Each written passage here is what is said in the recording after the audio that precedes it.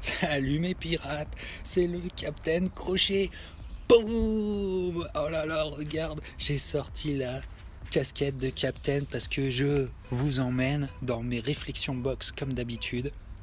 Voilà, un petit live en 2-2, sorti de nulle part, que vous pourrez revoir toute la journée pour préparer le week-end. Et aussi, il y a eu des annonces et il y a des réflexions à avoir par rapport à ça.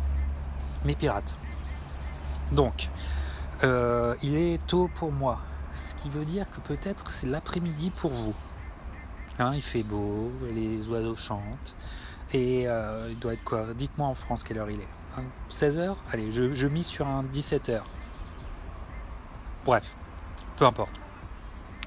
Mes pirates, ce week-end, bien sûr, énorme combat, énorme affiche, en pay-per-view, Manny contre Keith, One Time Furman, Manny Pacquiao contre Furman. Alors, les petits conseils du Captain. À mon avis, le main event, le combat de la soirée, va arriver très tard ou plutôt très tôt pour vous, très tard pour moi. C'est sûr qu'il n'arrivera pas avant 9h du soir, heure de l'Est. Quand on dit heure de l'Est, sur la côte Est, ça veut dire 9h du soir, ça veut dire pour moi 23h, et ça veut dire pour la côte Ouest, minuit. C'est ça. Donc, il va arriver. C'est un combat, je pense, qui va arriver très tard. Voilà. On a beaucoup parlé du combat, mais on n'a pas parlé de la sous-carte. C'est quand même un pay-per-view. Et de tradition, une soirée pay-per-view, une soirée pay-per-view, ça veut dire une carte de prestige. Voilà. On a été quand même formé pour les années 90 sont l'apogée, et jusqu'à, on va dire, jusqu'à Mayweather-Hatton, on a eu presque 20 ans d'apogée du pay-per-view, et à ces époques-là, surtout les années 90, on a eu de très très belles cartes. Souvenez-vous de ce que Don King, cet affreux personnage de Don King, était capable de faire en sous-carte de grands événements. C'était juste hallucinant quand on y repense. C'était juste de la folie furieuse, des sous-cartes comme ça, et très très dur à battre même après ça. Donc la sous-carte va être, encore une fois, je trouve que les pay-per-view là, ils se foutent un peu tous de notre gueule, parce que quand on est fan de sous-carte comme moi et comme vous, déception. Alors on va avoir Ugas qui a fait un très très très beau combat, une très belle prestation contre Sean Porter, qui revient. Les combats d'Ugas sont à voir, parce que ça peut... Ça vire toujours au combat physique, à la lutte de tranchée, voilà. Mais l'adversaire, j'ai même pas retenu, tu vois, parce que il n'y a pas beaucoup de publicité sur la sous-carte, pas beaucoup. J'y arrive, Pirate Rémi est avec nous et il nous parle de Caleb, mais j'en reviens, c'est mon idée. Et à part Ugas, j'ai pas retenu, mais l'autre gros combat où il y a un peu de promotion derrière, c'est Caleb Plant. Vous savez qu'on adore sur cette page Caleb Plant, qui va affronter Mike Lee. Attention les amis, si vous êtes fan si vous avez envie de regarder ce combat, faites attention de ne pas vous faire baiser la gueule. Pourquoi ? Parce qu'il ne va pas arriver juste avant le combat de Manny et Keith. Il va arriver bien avant. Je vous explique. Mais vous devez le savoir. Caleb Plant, Mike Lee va être diffusé et proposé sur Fox, Regular Fox, sur le Fox. Ça veut dire qu'il va être diffusé sur la chaîne hertzienne, sur la chaîne nationale. C'est énorme, hein. C'est Fox, NBC, CBS, c'est quoi les chaînes là? Je les regarde toujours pour le football, mais alors NBC, CBS, Fox et ABC, c'est ça. Donc, il va être diffusé comme ça, et je suppose qu'il va être diffusé vers 19-20 heures pour moi. Donc il va être diffusé pour vous vraiment plus en milieu de nuit, et il y aura un vrai écart. Pourquoi ? Parce qu'il va être diffusé pas sur le pay-per-view, il va être diffusé sur la Fox, et vous allez voir pendant ce combat, si vous regardez sur la chaîne américaine, à tous les rounds, déjà je vous garantis que Caleb va faire durer le combat, parce que c'est mon idée, mais ils vont lui dire de faire durer le combat, parce que ils ont besoin de temps pour promouvoir le pay-per-view. Et pendant tout le combat, ils vont dire achetez le pay-per-view, Manny Pacquiao, Kieferman arrive ensuite sur le pay-per-view, achetez le pay-per-view est disponible. Voilà, ça ne va être que ça pendant tout le combat. Donc, bon, nous on est fans de Caleb, et faites attention si vous êtes des gros fans, je sais que vous regardez en direct, vous êtes ouf, faites attention de ne pas vous faire avoir. Et après, vous allez voir qu'il va avoir un gap, qu'il va avoir un écart, où là, ils vont mettre Omar Figueroa, ils vont mettre Ugas, il va y avoir plusieurs combats avant Manny Pacquiao. C'est juste ça que je voulais vous dire. Voilà, vous ne faites pas avoir. Caleb Plant, quand même, c'est un personnage qui méritera, je vous parle beaucoup des écrivains de boxe, je crois que c'est un être humain qui devrait non pas s'asseoir avec un psy, mais qui devrait s'asseoir, avoir de longues sessions de discussion avec un écrivain de boxe. Ce bonhomme, d'une part, est à mes yeux un technicien hors pair. Je ne vais pas encore vous dire un maître technique, mais un technicien hors pair. Et ce mec est à voir dans toutes les écoles de boxe, franchement. Donc, il affronte un Mike Lee, alors inconnu au bataillon du Capitaine. Mike Lee, je le connaissais ni d'Ève ni d'Adam, il sort de nulle part. Mais alors, un boxeur qui sait se promouvoir. Donc, je sais pas si on va dire boxeur ou athlète.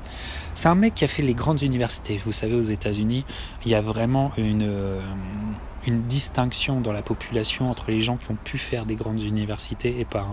Ça crée une sorte de noblesse qui ne dit pas son nom et qui s'en sort très bien dans la vie. Bon, en même temps, ils ont raqué pour être dans ces grandes universités. Reste avec le reste de la populace, j'ai envie de dire. Moi, tu vois, avec mes enfants, je me demande vraiment comment je vais pouvoir faire pour les mettre dans des universités, quoi, tu vois. C'est bon, à part peut-être me couper un bras, me couper une couille, les revendre sur le darknet, j'y arriverai, je sais pas comment faire. Bref, et le Mike Lee a été à Notre-Dame. Alors à mon avis, il a dû rester bien copain avec les gens de sa promotion, parce que en fait, c'est un mec qui est dans plein de pubs aux États-Unis pour le fitness. On le voit dans des vidéos de fitness. Il y a un réseau de salles de fitness. C'est Mike Lee qui est l'étendard, le mec comme ça. Bref. Et voilà. Donc peut-être que pour les Américains, ça veut dire quelque chose, Mike Lee. Mais bon, je n'ai jamais vu un combat de Mike Lee. Hein, voilà. Si quelqu'un en a vu un qui m'en parle. Et voilà, mais on s'en fout, c'est Caleb Plant qui est important pour nous. J'espère qu'il va faire encore une démonstration technique pour qu'on apprenne encore des choses. Donc il faudrait je reviens sur mon idée, il faudrait parce qu'il a une vie quand même, Caleb Plant, une vie extraordinaire, mais une vie que je ne rêve pas d'avoir, c'est sûr. Très jeune, le mec, il est dans sa vingtaine, il vit à Las Vegas, à l'hôpital de Las Vegas, il vit l'agonie de son bébé. Déjà, comment tu te remets de ça, je ne comprends pas. Enfin, et ensuite, là, ce qui s'est passé, il gagne son titre ABF, et il y a le décès de sa mère dans des circonstances extrêmement troubles. Histoire, peut-être une histoire un peu de drogue, une histoire de flic. Décède dans des circonstances extrêmement bizarres, dans une opération policière. Bref, ce mec, j'aimerais pas voir sa vie. Bien sûr, il doit venir d'un milieu social où ça doit être un peu gangster ou tout ça, on sait pas, mais que ce mec arrive encore à aller sur le ring et performer sur le ring et ne pas se faire défoncer sur un ring, parce que pour moi, c'est fou. Et un combat immense arrivera bientôt entre deux mecs qui viennent à mon avis, qui viennent du ghetto. Deux mecs, mais extraordinaires. Chez les super moyens, il y a la grosse affiche. Mettons Callum Smith de côté, mais Caleb Plant Benavides, c'est la future affiche. C'est vraiment la future affiche et on attend ça. Voilà. Maintenant, moi j'ai fait mon prono express il y a 2 mois de cela, presque 2 mois de cela, ça passe vite le temps, sur Manny et Kieferman. Je l'ai revu parce que je regarde pas souvent mes vidéos, mais j'ai revenu pour vous dire si j'étais encore en accord avec ce que j'avais dit. Je suis toujours en accord avec ce que j'ai dit. Et le stoïcisme de Manny Pacquiao me fait dire qu'il est prêt. Et la bouffonnerie un peu de Kieferman qui n'avait pas besoin d'essayer. Ils sont tous les deux dans le respect de l'un de l'autre. Même Keith, il est dans le respect de Manny à fond. Mais parfois, il se sent obligé de faire un peu de trash talk. Et en fait, ça tombe à l'eau. Parce que c'est un trash talk qui n'est pas sincère, qui vient pas des tripes. Et on voit qu'il se force pour que les médias aient une petite phrase. Mais c'est forcé. Moi, je trouve que ça tombe totalement à l'eau. Voilà. Donc, je reste sur mon idée. Alors, j'ai été peut-être excessif dans mon prono express à penser à un late stoppage. Je garde une pièce dessus, mais c'est ou décision pour Manny ou late stoppage. Voilà, je reste là-dessus. On verra bien. Keith va-t-il nous surprendre ? Bah écoutez, on verra bien. Voilà. Alors, je vous lis et après j'enchaîne sur mon autre idée. Pirate Rémy était le premier sur le coup, vraiment difficile à battre Pirate Rémy sur les lives et les réactifs de folie. Pirate Sébastien aussi est là. Pirate Rémy me dit qu'il regardera aussi Omar Figueroa pendant la soirée. Alors Pirate Munich vendredi, donc demain, c'est bien ça. Je suis un peu perdu. Il y a Teofimo Lopez qui affronte un japonais. Et il y aura Maxime Dadajev et Soubriel Mathias en sous-carte. Un combat de fou en perspective. Suivez les conseils de Pirate Rémy, très bon matchmaker. Pirate Rémy vous dit suivez la soirée Top Rank de vendredi. Top Rank essaye de capitaliser sur son adversaire PBC qui fera tout le lendemain. Les gens ont envie de boxe ce week-end, les gens ont soif de boxe, donc ils font leur petite réunion ils mettent quand même en tête d'affiche Teofimo Lopez. C'est son dernier combat avant un championnat du monde, j'en suis persuadé. Comme disait Pirate Clément et dans son débrief, Lopez Comé, ça sent bon, sachant que Lomachenko affrontera Campbell en Angleterre. Teofimo Lopez Comé avant la fin de l'année. Oh oui. Voilà. Pirate Rémy nous dit toujours, il parle de Caleb Plant, il avait tellement bien boxé contre Ouzkategui, tellement bien boxé, c'est tellement propre, tellement clair, quel coup d'œil, et à montrer dans toutes les écoles de boxe.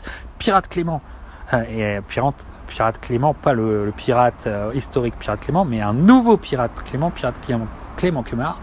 Moi j'attends John Molina Jr. Oui, contre l'Épinette, bien sûr. Une guerre de tranchées. Comment ai-je pu oublier ? Merci Pirate Clément, merci d'être sur le coup. John Molina Jr. 8 défaites au compteur, mais Molina Jr. t'en as pour ton argent à chaque fois. Et quand même son dernier combat en date, il était là pour perdre et il a gagné contre Lipinette qui a fait un énorme combat qui a mis à la retraite notre ami Lamont Peterson dans un très très beau combat, mais aussi une très grosse performance de Lipinette, il avait quand même sorti un gros combat aussi contre Mickey Garcia. Il sort la perf et le gros combat encore contre Peterson. Je mets Lipinette favori contre Molina, mais quoi qu'il en soit, il va souffrir. N'est pas Terence Crawford qui veut. D'accord, souvenez-vous, Terence Crawford, qu'est-ce qu'il a fait à Molina ? Il avait fait mal comme jamais. Attention, tu passes pas. Molina, il avait eu mal. Hein. Il est allé dans le Nebraska pour se faire défoncer. Souvenez-vous, hein, quel beau chaos de Crawford. Mais Lipinette Molina, ça va y aller, ça va la trancher, hein, ça va la guerre de tranchées. Qu'est-ce que t'en penses, hein? Qu'est-ce que vous en pensez, mes pirates? Donc voilà pour cette semaine. Voilà ce que je voulais vous dire. Mais vous connaissez le Capitaine, le Fidel Castro du YouTube Game francophone, et même je vais te dire peut-être le Fidel Castro du YouTube Game Box mondial, parce que j'en connais pas un qui fait qui est des blablates autant que moi. Peut-être Montero. Peut-être lui. Peut-être, mais il faut voir. Donc, bon, semaine de signature. Et c'est très assez important. Alors je sais pas par quoi commencer. Les pirates qui êtes là, vous voulez que je commence par quoi? Canelo ou les signatures qu'il y a actuellement? Allez, on va continuer avec Canelo.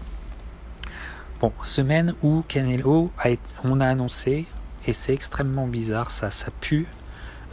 Canelo ne va pas faire de combat pour septembre, et pour le week-end de fête nationale mexicaine, l'éternel deuxième week-end de septembre. Ce qui est pour le boxing business un séisme, un tremblement de terre. Voilà. Sportivement, c'est juste une déception pour ses fans surtout. En général, Canelo quand même c'est le visage de la boxe, qu'on le veuille ou non. Mais Canelo absent en septembre, pour le boxing business, c'est un tremblement de terre. Las Vegas, ils sont pas contents. Je ne vois pas comment surtout le MJM est content de cette annonce. Voilà, c'est une perte à gagner énorme. Vous vous rendez compte? Qui allait à Las Vegas à cette période-là, c'est que c'est difficile. Les gens comprennent pas parce que généralement c'est le retour à l'école. Donc tu dis je vais faire mes vacances en septembre et je vais passer par Las Vegas. Et ce week-end-là est absolument à éviter parce que les prix sont, dès qu'il y a un gros combat mexicain, et même sans combat, toute la population latino qui est aux alentours de Vegas, qui est à Vegas, mais qui est aussi en Nouveau-Mexique, même les gens qui au Texas, parfois ils poussent, qui sont en Arizona, qui sont en Californie, et eux, c'est dit, allez, on va se passer un petit 3 jours à Vegas, on va faire des folies. C'est toujours le problème, c'est ce problème de dumping des prix, et les chambres sont plus chères. Bref, c'est compliqué. Vraiment, je vous le conseille pas, ou alors vraiment si vous voulez flamber. Mais alors, vous comprenez bien que franchement, ils sont vraiment pas contents parce que tout le week-end se cristallise autour du combat, et là il y en a pas. Alors, par quoi vont-ils remplacer ce combat? Moi, je serais pas étonné que le petit Jamie Mongura il fasse un petit combat à Vegas contre un B-side pour dire de remplir le vide, mais c'est un véritable problème. Et comme le disait Montero, Pirate Rémy, tu écoutes Montero, c'est très bien, voilà, tu suis mes conseils. Bientôt, Pirate Rémy va nous abandonner pour complètement ne suivre que les youtubeurs anglophones. Voilà, je deviendrai victime de ma propre politique. Et alors, on dit que c'est une diva. Bon, y a-t-il un problème à son genou? Peut-être que oui. Peut-être que dans ce cas-là, si tu vois le côté sportif, il a raison de se protéger. Il a raison de pas forcer la machine et ne pas faire exploser la machine pour faire plaisir à Oscar de la Hoya. Apparemment, il sera en bisbille. Oscar de la Hoya, ils seront en froid, Oscar de la Hoya et Canelo, parce que Canelo, ils ont créé un monstre. Il faut que vous compreniez. Oscar de la Hoya, qu'est-ce qui s'est passé quand Al Haymon a arrêté de travailler avec Oscar de la Hoya. Tout le roster de Allemand, il l'a repris. Oscar de la Hoya, on croyait que Golden Boy il avait signé tout le monde à l'époque. Souvenez-vous de 2012, 2013, cette période-là. Hein, parce que c'était fou. Tous les combats étaient des combats Golden Boy. Mais là, ça s'est réduit, son roster s'est réduit comme peau de chagrin, et en fait, son dernier nom, c'était Canelo. Donc Canelo, ils l'ont protégé. Bien, c'est pour ça qu'on a attendu très longtemps qu'il affronte Triple G. Ils l'ont protégé, ils l'ont choyé, ils l'ont bien travaillé aussi. Mais c'était le seul, c'est leur vache à lait. Leur seule et unique vache à lait. Et ils ont créé un monstre. Parce que à cause de ça, Canelo, c'est lui le patron. Le méga contrat qu'il y a eu avec DAZN, c'est pas un méga contrat on a dit que c'était Canelo, non, c'est Golden Boy qui a signé le contrat. Voilà. Mais Golden Boy a signé le contrat parce qu'ils ont Canelo. Voilà. Les 375 millions, ça va pas directement dans la poche de Canelo. Voilà. Maintenant, DAZN a les soirées Golden Boy. Vous comprenez ? Mais sauf que Canelo, maintenant, qui est le chef maintenant ? C'est ça le vrai problème. Est-ce que c'est encore Oscar qui dirige ? Et Eric Gomez, son homme de toujours ? Ou est-ce que c'est Canelo qui mène la danse ? Qui a le dernier mot ? Moi je vous dis que c'est Canelo qui a le dernier mot. Canelo a décidé de ne pas boxer. Et en y réfléchissant bien, je pense que le mec se protège. Il a un haut je pense que physiquement il ne doit pas boxer. Ou alors il y a d'autres raisons qu'on ne sait pas. Mais alors là c'est un vrai problème. Et DAZN, tu crois que DAZN ils sont contents ? Ils ont lâché les bifetons. Mais attention, quand on dit lâcher les bifetons, c'est réparti. Hein. C'est réparti. Ils n'ont pas lâché les 375 comme ça. Non. Mais donc, ils sont tous dans la merde à cause de Canelo. Voilà. Donc, cette histoire-là, suivez ça.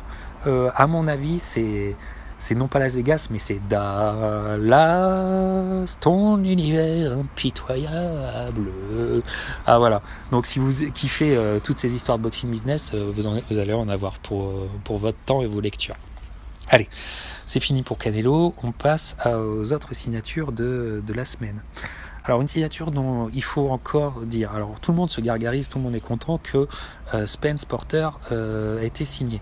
Déjà, c'est signé, toutes les, on va dire que, on peut dire que c'est officiel parce que tout le monde en parle et que ça a été annoncé officiel, mais attendez quand même l'annonce officielle de ce combat, c'est-à-dire le premier face à face et la première conférence média concernant ce combat, parce que vous savez. Si vous suivez les Captains, vous savez que Errol Spence, un de nos favoris, avec Crawford, Errol Spence, on le suit beaucoup, on le connaît ici. Errol Spence n'est pas trop content de comment il est travaillé par Allemand. Et c'est assez rare pour être souligné. On a eu des rumeurs, encore une fois, de tension entre Errol Spence et Allemand. Alors, le combat serait signé, ils auraient une date le 28 septembre, donc ça veut dire qu'ils ont 2 mois pleins de promotion. C'est pas si gros que ça. Hein. C'est un délai assez court. Hein. C'est un délai assez court de promotion. Mais ils ont quand même 2 mois pleins pour vendre ce combat. Comment va-t-il être diffusé pour satisfaire Errol Spence ? Vous savez une chose, ce combat Errol Spence sort de son premier pay-per-view aux États-Unis. C'est quand même important. Il sort de son premier. Alors, je vais remettre ma petite casquette parce qu'il y a un peu de soleil. Je redeviens le Captain Crochet. Voilà. Les gens diront que ça fait très YMCA Village People, mais on s'en fout, on rigole. Notre Errol Spence est sorti de son pay-per-view. Pour un Américain, tu atteins une autre dimension. Quand tu as un pay-per-view fighter, c'est très glorifiant et tout ça. Je veux dire, c'est de la grande famille, c'est une famille de privilégiés. Et le pay-per-view contre Mickey Garcia s'est bien passé. Ils ont été dans les chiffres qu'ils avaient prévus, etc., même un petit peu plus, et ils ont été très satisfaits.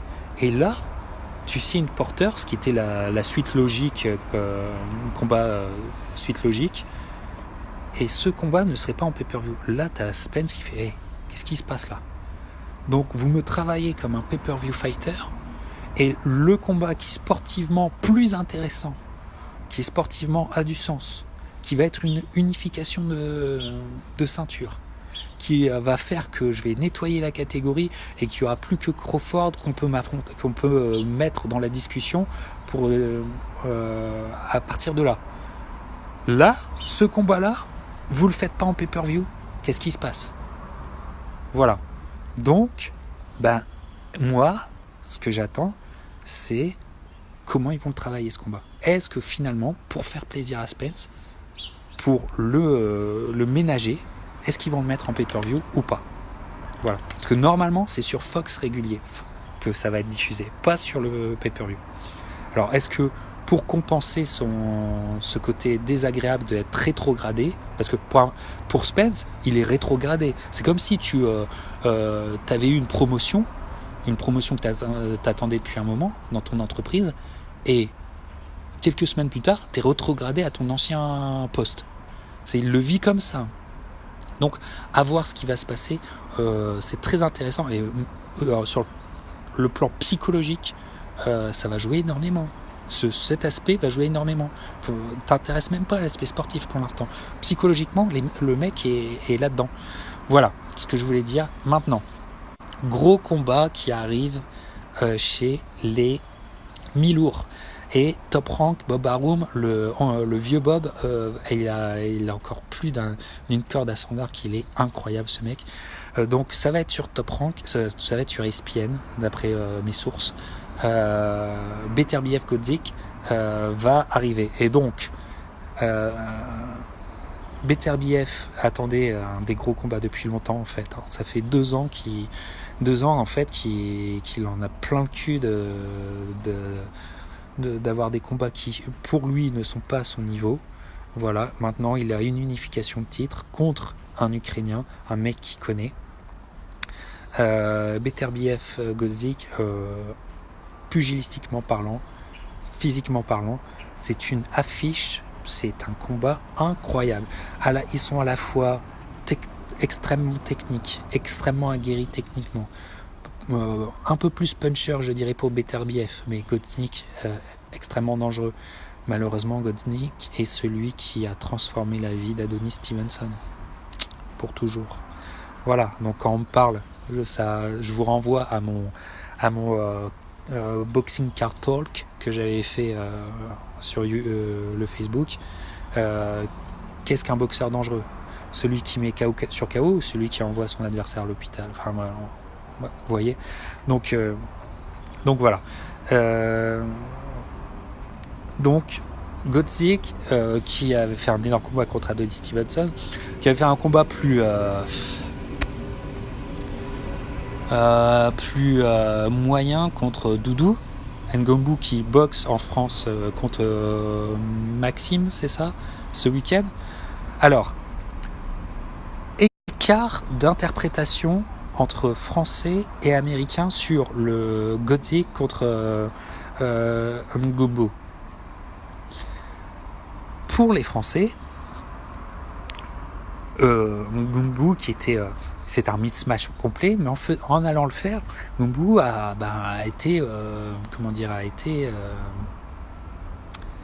fait quelques rounds. Il nous a surpris et il a été courageux. Dans la perspective des Américains, ce combat, c'était naze, et Ngombu, il est venu pour faire quelques rounds et surtout pour abandonner dans son coin avec une blessure imaginaire. Voilà, Mathieu Baudelric, excusez-moi, qui l'affronte ce soir, Ngombu. Donc, vous voyez la différence d'interprétation. Pour nous Français, son combat à Philadelphie contre Godzik, c'était, c'était se faire connaître, il a fait quelques rounds, on n'y croyait pas, mais il a tenu, voilà. Et pour les Américains, c'est quoi ça? Et il a abandonné, c'est un quitter. voyez la différence de point de vue, hein? La différence de point de vue, voilà. Donc Ngumbu affronte ce soir Mathieu Bauderlic. Et s'il y a des youtubeurs un peu taquins, il faudrait nous demander à Doudou comment va sa blessure, qu'est-ce qui s'est passé. Voilà. Mais ne soyons pas mauvaise langue. Voilà. Mais je vous explique simplement une différence de perspective forte entre ce que vous pouvez entendre d'un côté et ce que vous entendez de l'autre. Hein. Donc, les pirates, à votre avis, Ngumbu, bien sûr qu'il faut qu'il aille retravailler, il fasse des beaux combats en France et qu'il se revalorise en France. Parce que aux États-Unis, ça va être très dur de se revendre. Tu comprends ? Quand t'as un boxeur français, j'arrête avec cette connerie. Quand t'as un boxeur français, quand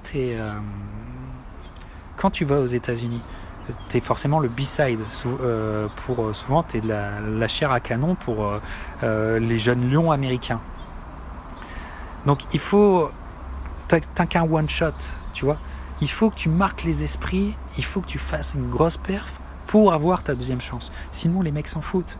Sinon, tu redégages.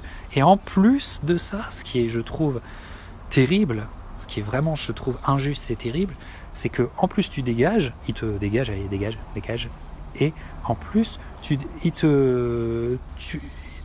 gardes le souvenir ils te font une mauvaise réputation qui fait que tu ne peux plus revenir te revendre pour un autre combat. Vous voyez, c'est quand même très dur. Hein.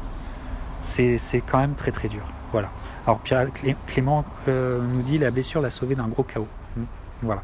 Alors je vous lis mes pirates parce que c'était mes réflexions avant d'entamer ma dernière réflexion. Alors mes pirates. Pirate Rémi, comme dirait Montero, c'est une vraie diva. Pirate Sébastien nous a rejoint. Pirate Rémi nous dit que c'est Mathieu Bauderlic contre Ngumbu ce soir. Pirate Jelor nous dit salut. Dernière réflexion mes pirates. Lundi, c'est bien ça, hein. Je sais plus maintenant, je sais plus je vais me mettre comme ça pour le soleil.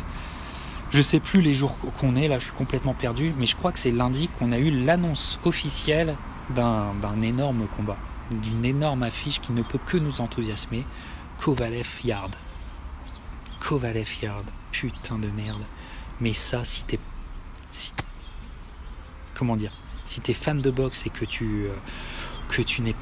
ça t'a pas donné la banane, le grand sourire, je comprends plus. Voilà. Donc, Kovalev Yard, écoutez, Yard, jeune prospect, qu'est-ce qu'on peut dire contre Yard ? Il est jeune. Alors, inexpérimenté, est-ce que c'est sa faute ? Qui il a eu en face de lui ? La plupart du temps, des journeymen plus ou moins valeureux. Parce que Yard, ça fait 3 ans que dans le milieu de la boxe, ça fait 3 ans qu'il est connu. Ça fait 3 ans qu'on sait que c'est une pépite. C'est une pépite. Que tu le veuilles ou non, qu'il a affronté que des baraques à frites, là n'est pas la question. C'est une pépite, on le sait bien, c'est un petit joyau.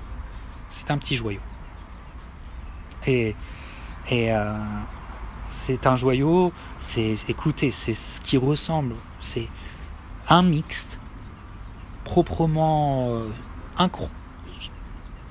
hallucinant de Roy Jones et de Floyd, avec la volonté aussi de mettre des gros power punch et de travailler son power. Et il est jeune, il est frais, athlétique au possible. Alors là, c'est le step-up de fou. Parce que est-ce qu'il y a eu une gradation ? Est-ce qu'il a fait, honnêtement, est-ce qu'il a eu la chance de faire une vraie demi-finale mondiale pour s'aguerrir, pour aller chercher le champion ? Non. Est-ce que peut-être c'est par là qu'il pourrait défaillir ? Peut-être. Mais moi je vous dis, j'apprécie beaucoup ce panache de jeunesse qu'il fait et de le prendre quand même et de pas du tout avoir peur. Et reconnaissons le panache de Yardé de yards plutôt. Pourquoi ? Parce que ça va être... Il n'a pas un combat à mener contre le crocheur. Il en a au moins 2. Sur le ring, en dehors du ring. Le combat va avoir lieu dans la ville natale du crocheur en Russie. Alors, tu comprends bien qu'ils vont pas être très coopératifs et qu'ils vont essayer de lui faire toutes les entourloupes possibles. Toutes. Maintenant, Yarde, est-ce qu'il affronte le crocheur de 2000 quelle est l'année de pic du crocheur ? 2015 ? On est d'accord ? On est d'accord là-dessus ? Est-ce qu'il affronte le crocheur de 2015 ? Non. Le crocheur, malheureusement, est passé par Andre Ward, est passé par The Son of G, mais pas God, mais Golota, comme Andrew Golota était. C'est le Son of Golota, Andre Ward. Hein. Je veux dire, il a eu une attraction pour la paire de couilles de Kovalev qui est proprement bizarre. Moi, je serais la femme d'Andre Ward. Je me serais posé des questions. Quel est cet intérêt ? Quelle est cette attraction incompréhensible ? Voilà. Tu vois ? Donc, il a eu ça. Il s'est fait voler contre Ward au premier combat. Il perdait contre Ward au premier combat, mais malheureusement Ward a tout gâché, a gâché, je vais dire, sa fin de carrière avec un combat d'une dirty comme c'était pas possible. Ensuite, Kovalev prend un énorme KO qui laissera des traces contre Alvarez. On le pense fini. Il repart avec James Buddy McGirt et la résurrection de Kovalev. Il nous boxe Alvarez à la revanche, un display, une démonstration de boxe. Tu te dis, mais putain, incroyable, la résurrection du crocheur. Donc, le crocheur a repris de la confiance, mais le crocheur aussi a muté. Il est différent, le crocheur. Vous l'avez vu comme moi, le crocheur n'est plus le même. Mais techniquement, il a maîtrisé aussi un Cador Alvarez super. Yard, crocheur, écoutez, pour moi, indépendamment de tous les autres aspects, c'est extrêmement difficile à pronostiquer. Et je vais vous dire, ça va vous surprendre, mais on est sur un 50-50 fight. On est sur un 50-50 fight. Mais le 50-50 fight devient... arrête d'en être à partir du moment où tu réfléchis à les enjeux. Ça se passe en Russie. Kovalev a dit ok, Yard était le challenger officiel, donc il n'aurait pas pu l'esquiver trop longtemps.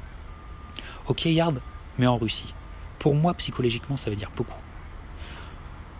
Au niveau des pépettes et des sous-sous, Kovalev aurait fait beaucoup plus d'argent, même s'il y a les oligarques russes et tout le bordel et tout ça, même, crois-moi, il aurait fait beaucoup plus d'argent à boxer à Londres.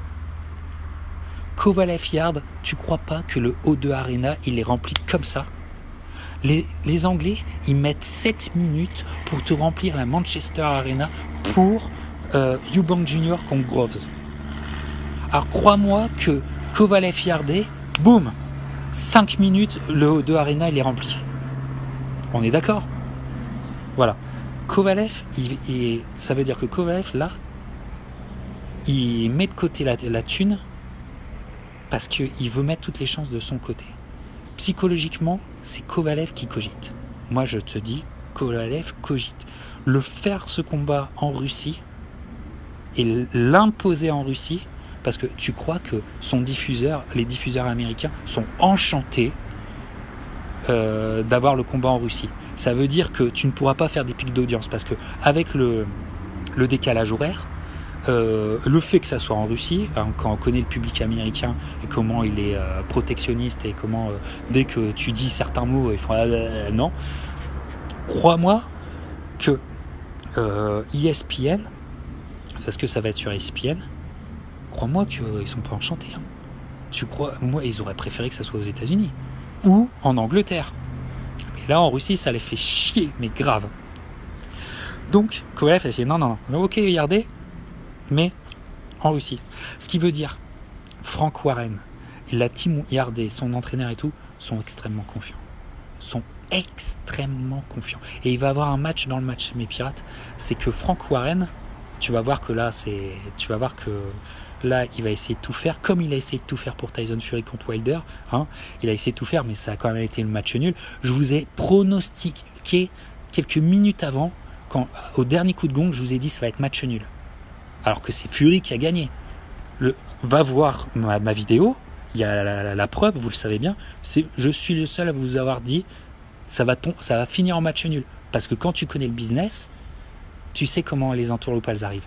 Voilà. Mais Frank Warren, il a quand même réussi à sauver les meubles. Voilà, ils lui ont mis la douille du match nul à Tyson Fury. Heureusement, ils n'ont pas osé mettre la douille de la défaite. Voilà. Mais là, Frank Warren, il va devoir être très très fort. Parce que les douilles au scorecard, ils vont, si ça va à la décision, elles vont être énormes. Ça va pas être des douilles que tu vas te prendre dans l'arrière-train. Je sais pas ce que ça va être. Ça va être la dimension de la Tour Eiffel. Donc, véritablement, Frank Warren, là, c'est là quand tu vois que tu as des promoteurs qui croient en leur poulain. Ils vont en terrain ennemi. Et là, c'est vraiment terrain ennemi. Et ils y vont. Mais ils y vont pourquoi ? Et là, je crois en Yarde. Mentalité spéciale Marvin Hagler dans sa tête à Yarde. J'adore ce gamin et j'adore qu'il y croit autant. Quand tu vas en terrain ennemi, c'est quoi la mentalité ? T'y vas pour le chaos. Et le gamin, il le dit. Moi, je l'appelle le gamin parce que ça pourrait être mon fils. Voilà, il a 20 ans, j'en ai 40. Voilà, si j'avais fait des bêtises à 20 ans, enfin pas des bêtises d'ailleurs. Bon, je vois pas pourquoi ce serait des bêtises. Voilà, comme ça, mais c'est plutôt de la fiction et du respect. Et même, je suis très impressionné. Je veux dire, il n'y a pas de condescendance de mon côté. Je le regarde, waouh, je suis très impressionné. Mais ça fait 3 ans que je suis impressionné par ce mec, techniquement. Il dit quoi ? KO. On va pas chercher scorecard, on va pas chercher à boxer. Bah, bien sûr que ça va boxer propre. Mais KO, eh ben voilà, c'est ça la mentalité. C'est ça la mentalité. Et si ça se passe bien pour regarder, eh ben ça c'est une prise de titre. Ça c'est une prise de titre qui a de la gueule. Quelles sont les grandes prises de titre qui ont de la gueule ? Quelle dimension tu imposes à tes prises de titre ? Et là j'arrive sur mon dernière idée. Et sur les dernières vidéos que je vais vous faire bientôt. C'est quand tu vas en territoire ennemi et que tu performes et que tu n'as pas peur. Voilà. Regardez dans l'histoire de la boxe tous les mecs qui sont allés chercher leur ceinture à l'extérieur. Ça montre le mental des mecs. Hein. Timothy Bradley, et Hagler, hein, par le passé, hein, ce qu'il avait fait en Angleterre. Allez, d'autres qui sont venus chercher les ceintures. Bah, je vais te dire, c'était mal pour nous, mais vous semblez Shamma Mitchell contre Khalid Railou, il vient chercher la ceinture à Paris. Enfin bref, il y en a plein des exemples comme ça, il y en a plein. Voilà. Donc, c'est extrêmement intéressant. Ce combat a tous les parfums de la boxe qu'on aime. Il est fascinant. Kovalev-Yarde est proprement fascinant et ça va nous finir l'été. On peut se réjouir. Voilà ma dernière idée. Dernière chose maintenant, effet d'annonce, mes pirates. Je suis fasciné par cette thématique du Hall of Fame. Je vous en ai parlé et si vous avez aimé la vidéo de lecture qu'il y a eu cette semaine, montez-moi les vues de cette vidéo. On a mis les petits plats dans les grands. Elle est belle cette vidéo. Je pense que je dis pas trop de conneries. On passe un bon moment ensemble. Et c'est une vidéo qui doit faire les 1000 vues. Mais je vous ai écouté. Vous m'avez été extrêmement nombreux, mais vraiment en message privé, dans vos commentaires, je vous lis, extrêmement nombreux à me dire, écoute, Captain, quand tu fais des portraits de boxeurs, quand tu fais des portraits de carrière, je kiffe. Vous avez vraiment aimé le portrait de carrière de Jean Pascal. Et ben on va continuer. Et on va transformer ça en une série de vidéos, une série proprement dans notre page, une série de vidéos qui va s'appeler le Hall of Fame discussion, ou plutôt la discussion Hall of Fame. Je m'explique. Le Hall of Fame est une institution avec ses règles. Voilà, il faut attendre toujours 5 ans après ta décision de prendre ta retraite pour avoir le droit d'être dans la discussion, pour être intronisé au Hall of Fame, pour être dans le ballottage, pour être un inducted. Alors, excusez-moi, je parle comme Jean-Claude Van Damme, mais je ne sais pas comment le traduire. Et voilà. Je vais vous faire une série de portraits de boxeurs qui, en toute vraisemblance, vont être dans la discussion pour être inducted pour le Hall of Fame. Mais je vais vous faire une série de portraits qui porte à questionnement. C'est pour ça que je vais dire la discussion Hall of Fame. Vous savez que pour être introduit ou inducted au Hall of Fame, il y a un vote, il y a un ballottage, il y a un vote d'écrivains de boxe. Pourquoi l'association des écrivains de boxe américaine est si importante? Parce que c'est elle qui vote. De journalistes et d'hommes du monde de la boxe, journalistes et aussi, on va dire, entraîneurs, etc. Tout ce microcosme vote. Et bien sûr, dans l'histoire de la boxe, il y a eu des votes qui ont été faits à l'unanimité. L'unanimité. Il y a des grands noms, comme Joe Louis, par exemple. Le vote de Joe Louis, c'est fait à l'unanimité. Mais il y a d'autres votes qui ne se sont pas faits à l'unanimité. Et je vais vous faire des portraits de boxeurs dont je suppose, quand il y aura le vote les concernant, ça sera des votes qui ne se feront peut-être pas à l'unanimité, des votes discutables. Voilà. Donc, une série jusqu'à la fin de l'année, il va y avoir une série de portraits de boxeurs plutôt récents, puisque je pense que dans les 10 prochaines années, ils pourront être intronisés. Une série de boxeurs, des portraits, comme je l'ai fait pour Jean-Pascal, sur du temps long, hein, avec moi tu sais que tu en as pour 1 heure, on va refaire toute la carrière d'un boxeur, et à la fin de la carrière, moi comme vous, on va voter. Est-ce que si on était de l'association des écrivains de boxe américaine, si on faisait partie de cette association, est-ce qu'on voterait oui à son intronisation ou est-ce qu'on refuserait son intronisation? Voilà les futures vidéos du Captain. Voilà, donc c'était ma petite vidéo live YouTube pour se chauffer pour le Weekend Box. Il y a eu plein d'annonces, voilà, je me dépêche d'aller la mettre sur YouTube, mes pirates, augmenter les vues de vidéos dont je sais que vous aimez, la vidéo de lecture, les conseils de lecture, Boxing Book, je sais que vous l'aimez beaucoup, et aussi cette vidéo du portrait de Jean-Pascal, ça arrive bientôt, le 3 août, il y a le futur combat de Jean-Pascal contre Marcus Brown. Donc, faites péter les vues pour connaître plus une légende de la boxe francophone. Voilà, montez ça, il y a un bon momentum sur la page, on va essayer de garder, keep up the pace, comme on dit, et puis on se voit bientôt. Alors on va se revoir certainement l'après Manny Keith Thurman, on fait le débrief, ensemble, mes pirates. Portez-vous bien, mes pirates, passez un bon week-end, je sais même pas quel jour on est là. On est quand? On est jeudi? Je sais même plus. Bon, passez un bon week-end, mes pirates, et puis on se voit bientôt. Je vous embrasse, mes pirates.